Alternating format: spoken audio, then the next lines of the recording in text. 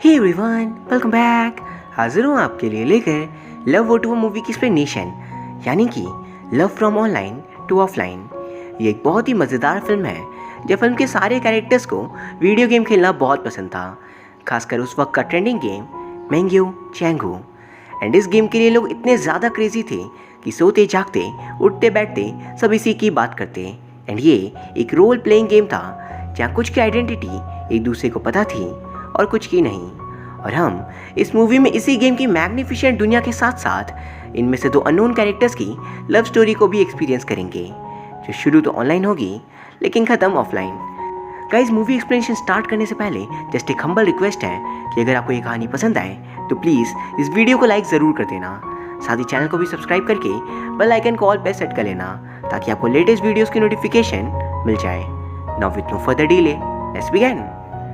तो ये कहानी की शुरुआत होती है एक वीडियो गेम से, जहाँ एक फ्रॉग भाग रहा था क्योंकि उसके पीछे एक वॉरियर पड़ी थी वे नाम की। एंड फ्रॉग उसका गेम में टारगेट दुश्मन था, तो वो उसे हराने जा रही थी। एंड उन दोनों में फाइट होती है, लेकिन तभी बाहर की दुनिया में वे के घर की बिजली चली जाती है। एंड इसी वजह से उसका गेम बंद हो गया था। लेकिन वही गेम पार्लर में वे के क्लैन के लोग उस फ्रॉग से लड़ने जाते हैं क्योंकि वे इनएक्टिव थी। पर फ्रॉग उन सब पर भारी पड़ रहा था। एंड इस दौरान वे अपने घर से बाहर निकल साइकिल से उस गेम पार्लर की ओर आ रही थी, जहाँ रास्ते में उसकी टक्कर एक दूसरे बंदे से होती है। लेकिन तब भी बिना रुके वो गेम पार्लर पहुँच अपने कैरेक्टर की मदद से उस फ्रॉग को हरा देती है। एंड इसके बदले गेम में उन्हें कुछ रिवॉर्ड्स मिलते हैं। पर फिर ब्लू सी टाइट क्लैन के लोग उस पर नाराज थे क्योंकि वे ने आने में देर कर दी।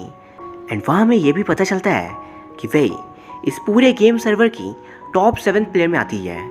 पर उसने गेम प्रोफाइल में अपनी रियल फोटो नहीं लगाई, जिस कारण कई सारे लोगों का मानना है वही का कैरेक्टर एक शीमेल है, यानी कि रियल लाइफ में कोई लड़का लड़की बनकर उनके साथ खेलता है। इवन गेम प्रोफाइल में उसके रियल नेम की जगह एक ऑल्टर नेम थी। एंड इसके बारे में सिर्फ और सिर्फ उसके बेस्ट फ्रेंड्स को ही पता था। वहीं फिर गेम पार्लर में एक बंदा हेल्प मांगता है क्योंकि उस पर कुछ मॉन्स्टर्स हमला करे थे। एंड वही उसकी मदद करने जा ही रही थी कि तभी उसे बचाने शाओ आ जाता है, यानी कि इस पूरे गेम का नंबर 1 प्लेयर, जो आसानी से सभी मॉन्स्टर्स को मार देता है। और उसे देख बाकी बंदे एज यूजुअल बहुत इम्प्रेस थे, लेकिन किसी को भी पता नहीं होता कि वो मिस्टीरियस बंदा उनके सामने ही खेल रहा था। एंड वे दूसरी तरफ ये सोच रही थी कहाँ मैं नंबर 7 और कहाँ वो नंबर 1। पर फिर गेम में उसे एक मैसेज आता है कि अपने जिस क्लैन के बंदे जेंशुई से उससे वर्चुअल मैरिज की थी गेम के अंदर, वो अब उसे डिवोर्स देना चाहता है। दरअसल उन दोनों ने एक टास्क को पूरा करने के लिए शादी की थी और अब टास्क पूरा हो चुका था, तो वे को वो डिवोर्स दे रहा था। वही फिर बाद में उसे पता चलता है कि जेंशुई एक दूसरी लड़की के साथ शादी कर रहा है और उस लड़की को इस गेम की नंबर 1 ब्यूटी माना जाता है। एंड तभी वे को उसकी दोस्त उस लड़की की तस्वीर दिखाती ही है। एंड गाइस, दरअसल उस लड़की ने गेम प्रोफाइल में अपनी एक्चुअल फोटो लगा कर रखी थी। तभी जेंशुई ने उसे शादी करने का मन बनाया। ये सोच शायद इससे रियल लाइफ में भी उन दोनों का कुछ हो जाए। और ये जान बाहर की दुनिया में वे को थोड़ा बुरा लगता है। वहीं फिर उसके और उसके दोस्तों के बीच बातें चल रही थी कि तभी उनमें से एक वे को बताती ही है कि उसके पिक्चर को किसी ने पोस्ट किया है, जिससे बंदा बता रहा है कि वे एक रिच ओल्ड मैन के साथ रिलेशनशिप में थी। और ये जान वो सभी दोस्त कॉलेज पहुंचती ही है, जहाँ काउ नाम के कॉलेज न्यूज़ सर्विस एडिटर ने ये पोस्ट किया था। एंड वहाँ वो उसे एक अच्छा सबक सिखाती ही है, सबके सामने उसकी बेइज्जती कर। और वो बाकी सारे स्टूडेंट के सामने ये भी रिवील करती ही है कि जिस रईस बंदे के साथ वो गाड़ी से बाहर निकली थी, वो उस बच्चे का फादर है जिसे वो ट्यूशन पढ़ाती है। एंड उनके बीच ऐसा कुछ भी नहीं चल रहा। और ये सब देख काउ पूछता है, क्या तुम उसे बदला लेने आई हो? जिस पे वो कहती है, बिल्कुल नहीं, बल्कि मैं तो तुम्हारा नज़रिया बदलने आई हूँ। एंड इस बात पे पूरी क्लास तालियां बजा रही थी, इवन काउ भी। वही फिर जो वो चारों दोस्त एक डिपार्टमेंटल स्टोर से सामान खरीद रहे थे, तभी वहाँ से कंप्यूटर डिपार्टमेंट का बंदा शाओ पास हो रहा था अपने दोस्तों के साथ। एंड ये बंदा पूरे कॉलेज में फेमस था अपने good looks, genius brain and swimming skills के लिए। वही फिर घर आकर सभी गेम खेल रहे थे कि जेंशुई की शादी नंबर 1 ब्यूटी लेडी के साथ होने वाली थी। एंड वे भी ये सब कुछ देख रही थी। लेकिन तभी घर पे एक कॉकरोच आ जाता है एंड अपने दोस्तों की घबराहट दूर करने वो उसे पकड़ने की कोशिश कर रही थी। बट मीनवाइल उसका गेम कैरेक्टर कंट्रोल्स ऑन रहने की वजह से अपने आप चले जा रही थी। और ये देख जेंशुई उससे पूछता है, क्या वो वे क्या तुम डिवोर्स वाली बात से दुखी हो? एंड वही जो दुल्हन थी वो वेई की हरकत को देख बहुत नाराज थी, क्योंकि उसकी ग्रैंड वेडिंग उसके कारण रुक गई। लेकिन तभी वेई दोबारा से अपना कंट्रोल कैरेक्टर पे ले लेती ही है और उनकी शादी बच्चे से कंप्लीट हो चुकी थी। और दूसरी तरफ वेई से मिलने इस सर्वर का सबसे बेस्ट प्लेयर शाओ आता है। एंड गाइस, इस कैरेक्टर के पीछे वही कंप्यूटर डिपार्टमेंट वाला शख्स था और इसकी भी आइडेंटिटी के बारे में किसी को भी नहीं पता। इवन इसका नेम भी वेई की तरह ऑल्टर था। और वहाँ वो वेई से शादी के लिए पूछता है गेम के अंदर। दस एक कपल कंपटीशन होने वाला था एंड वो हस्बैंड वाइफ साथ ही पार्टिसिपेट कर सकते हैं। एंड क्योंकि वेई इकलौती लड़की थी टॉप 7 रैंक में, तो वो उसे शादी के लिए पूछता है। और वेई रियल लाइफ में इसके लिए बहुत ज़्यादा एक्साइटेड थी, क्योंकि उसे मौका मिला था खुद मास्टर शाओ से शादी करने का। एंड शादी के बाद जब शाओ और वेई के दोस्तों को पता चलती है तो वो हैरान भी थे एंड एक्साइटेड भी। एंड वेई और उसके दोस्त तो पर्टिकुलरली ये सोचे थे कि आखिर शाओ के कैरेक्टर के पीछे है कौन। एंड वे अब गेम में वो दोनों शादी कर लेते हैं, जिसके बाद शाओ के तीनों ही बेस्ट फ्रेंड्स अपने सिस्टर इन लॉ को कॉन्ग्रेचुलेशंस कहते हैं। एंड वे पूरा गांव उन्हें ही देख रहा था, क्योंकि शाओ ने अपनी मैरिज को ज़ेनशुई के मैरिज से कई ज़्यादा ग्रैंड लेवल पर दिखाने के लिए एक मिस्टिकल हॉर्स को भी बुला लिया था, जिसे देख वे सबसे ज़्यादा खुश थी। और उस घोड़े पे बैठ वो दोनों इस पूरे शहर को देखते हैं। वहीं दूसरी तरफ बाहरी दुनिया में वे ब्लश करी थी, क्योंकि मन ही मन उसे शाओ पसंद आने लगा था, ये जाने बगैर असलियत में वो बंदा है कौन। पर फिर जब वो घर वापस आ रही थी तभी काओ वही न्यूज़ रिपोर्टर उसकी कुछ फोटोज़ खींच रहा था। एंड वहाँ वो उसे शादी के लिए पूछता है, क्योंकि वे की आइकॉनिक स्पीच उसके दिल पर अलग इम्पैक्ट कर चुकी थी। लेकिन वे उसे साफ मना कर देती है, पर वो उसे इंसिस्ट कर रहा था तो वो कह देती है उसे कंप्यूटर डिपार्टमेंट वाला शाओ पसंद है, क्योंकि वो बहुत स्मार्ट, टॉल एंड हैंडसम है। दरअसल ये सब वो बस उसे भगाने के लिए कह रही थी, इसमें से कुछ बातें उसकी खुद की फीलिंग्स भी थी। एंड ये सब कुछ दूर खड़ा असली शाओ भी सुन लेता है। एंड ये सुन वो भी बहुत एक्साइटेड था। वहीं फिर वे शाओ को सामने देख शर्माते हुए अपनी साइकिल लेकर वहाँ से चली जाती है, क्योंकि उसने तो यूं ही ये सब कुछ कह दिया था। एंड फिर कुछ देर बाद शाओ अपने दोस्तों के साथ था, जब वो लोग उसके साथ मस्ती मजाक कर रहे थे। लेकिन तभी शाओ को एक कॉल आता है चेयरमैन ली का। जैसे शाओ और उसके दोस्तों ने साथ मिलकर एक गेम के डिज़ाइन को डेवलप किया था। एंड फॉर्चुनेटली उनका डिज़ाइन चेयरमैन को बहुत पसंद आया। और सब काम फिनिश कर 3 दिन के बाद उन लोगों की उनके साथ एक मीटिंग थी, जिसके लिए वो सभी बहुत मेहनत कर रहे थे। वहीं दूसरी तरफ गेम पार्लर में वे को पता चलता है कि वहाँ जो एक सीनियर प्लेयर थे उन्हें भी गेम में प्यार हुआ और उसके साथ उनका ट्रू अटैचमेंट था, जिसे सुन वे जिसकी अब तक 2 शादी हो चुकी थी पर उसे घंटा फर्क नहीं पड़ता प्यार क्या है, उसे भी समझ आ रहा था कि ऑनलाइन रिलेशनशिप भी बन सकती है, एक वर्चुअल बॉन्ड बट उतना ही स्ट्रॉन्ग जितना कि रियल। फिर जब वे गेम खेल रही थी तो उसके क्लैन के लोगों को लगता है कि वे गद्दार है। उसने उनके सीक्रेट्स शाओ को बता दिए होंगे शादी के बाद। अब वो सभी उस पर हमला करने जा रहे थे कि तभी उनमें से एक शख्स उसे बचा लेता है, क्योंकि वे ऐसा कभी नहीं कर सकती। एंड ज़ेनशुई भी उसे एक और मौका देने के लिए मान जाता है, लेकिन वे अब इस क्लैन को छोड़ देती है, क्योंकि यहाँ के लोग अब पहले जैसे नहीं रहे और अब कुछ दिनों तक वो इस गेम को नहीं खेलती। पर वहीं कुछ दिन बाद ज़ेनशुई के फॉलोअर्स वहीं पर भड़क रहे थे, क्योंकि वे ने उन्हें धोखा दिया। एंड ये बाजान शाओ ज़ेनशुई को सबक सिखाने के लिए डायरेक्ट उसे चैलेंज देता है 1v1 डुअल फाइट का। या चौथे कॉल के बाद वो मैच के लिए आ चुका था। एंड गाइस, यहाँ ये रिवील होता है कि ज़ेनशुई और कोई नहीं बल्कि रियल लाइफ काओ था, वही न्यूज़ रिपोर्टर। एंड ऑनलाइन सबकी फाइट की बात जान वे भी ऑनलाइन आ जाती है। एंड कोइंसिडेंटली वो तीनों एक ही हॉल में गेम खेल रहे थे, बट तीनों ही एक दूसरे की आइडेंटिटी से अनजान।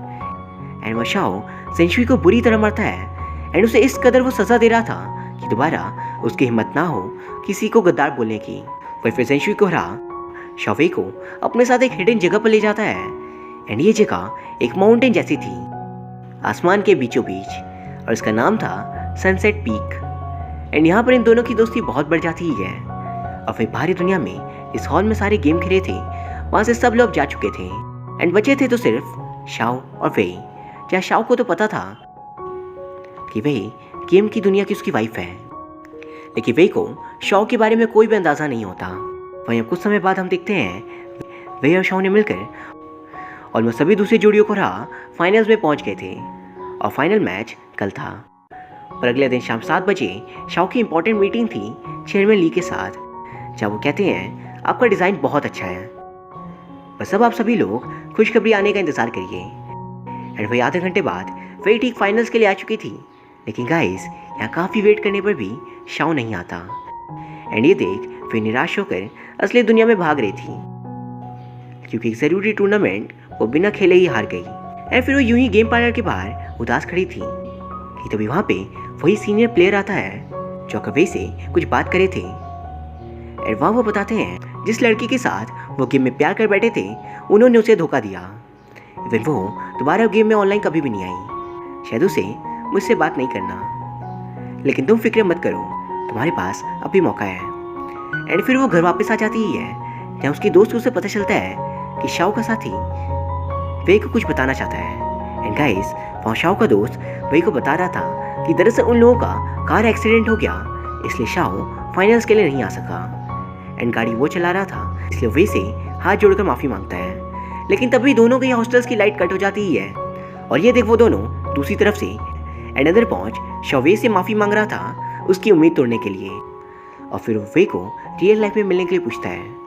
एंड अगले दिन वे पहली बार एलिगेंट वे में रेडी होकर उससे मिलने जा रही थी, जब वो एक्साइटेड में तेज भागकर डिसाइडेड स्पॉट पर आती ही है। एंड वह वो गाड़ी के शीशे पर बार बार अपने फेस को चेक करी थी, लेकिन तभी सामने से आता है शाओ और उसे देख वे हेलो बोलकर पूछे थी, मास्टर आप यहाँ?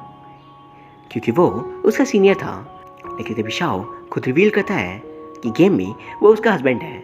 एंड यहाँ वे समझ पा रही थी कि जिस बंदे को पूरा कॉलेज पसंद करता है इंक्लूडिंग शी हरसेल्फ, वो गेम में उसका हस्बैंड है। एंड वहाँ से वो दोनों साइकिल पे बास्केटबॉल मैच खेलने जा रहे थे, लेकिन वे कहती है पर कुछ लोग इसका गलत मतलब निकालेंगे कि हम रिलेशनशिप में हैं, जिस पे शाओ कहता है हम कब नहीं थे। एंड वह रास्ते में कई बार उसके दोस्त उसे जल्दी आने के लिए कह रहे थे, पर वो फ़ोन कट कर देता है ये बोलकर कि वो डेट पे है। एंड वही पीछे मनी मन वे स्माइल करी थी। फिर कोर्ट पहुंच वे अपने दोस्तों के पास जाकर बैठ जाती ही है, और वहीं बाकी सारे स्टूडेंट्स शाओ को देख रहे थे क्योंकि उसका आज मैच था। लेकिन जहाँ पूरे कॉलेज की नज़रें शाओ पर थी, वही शाओ की नज़रें तो वे पर टिकी थी। एंड फर्स्ट हाफ के बाद वो वे के पास ही आकर बैठ जाता है, और देख बाकी सारे लोग हैरान थे कि वे और शाओ एक साथ कैसे। और फिर रात को वे के दोस्त उसे टीज करते हैं क्योंकि उसने उन्हें पहले अपने रिलेशन के बारे में नहीं बताया, पर वो बताती भी कैसे, उसे तो खुद आज ही उसके बारे में पता चला। वहीं फिर अगले दिन वे और शाओ साथ घूमने जाते हैं, या वे पूछ रही थी क्या तुमने गेम कैरेक्टर पे मुझे इमेजिन किया था या किसी और को, जिससे वो कहता है मैंने कभी तुम्हें इमेजिन किया ही नहीं, क्योंकि मैं उसी दिन से जानता था कि तुम ही वही हो। जैसे गाइस शुरुआत में जब वही साइकिल से गेम पार्लर आई थी अपने दोस्तों को बचाने, उस वक्त उसका एक टक्कर हुआ था, एंड वो बंदा शाओ ही था। एंड उसी वक्त वही की फ्रीली नेचर, उसके स्किल्स को देख शाओ को उससे प्यार हो गया।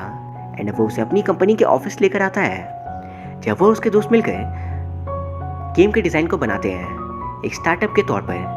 और यहाँ पर वो सारे पुराने गेम्स थे जिन्हें अब खेलना लोग छोड़ चुके थे, और इन सबको देख वे बहुत ज़्यादा खुश थी। एंड शाओ उससे अपनी गेम के डिज़ाइन को भी दिखाता है, और वो उससे पूछा था ये तुम्हें कैसा लगा, जिस पे वो कहती ही है क्या ये सब कुछ सच में हो रहा है, मुझे बिलीव नहीं हो रहा, कल तक मैं तुम्हें जानती भी नहीं थी, एंड आज हम साथ हैं। जिस पे शाओ उसे गले लग कह रहा था अब बिलीव हुआ ये सब कुछ रियल है।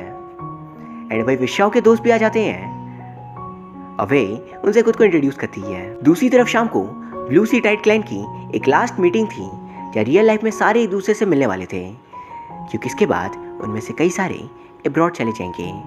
एंड अलग होने से पहले ये इनकी लास्ट शाम थी। जेजेंशुई जो असल में काओ था, वो वेई को देख बहुत हैरान हो जाता है, क्योंकि वो वेई को बहुत पसंद करता था।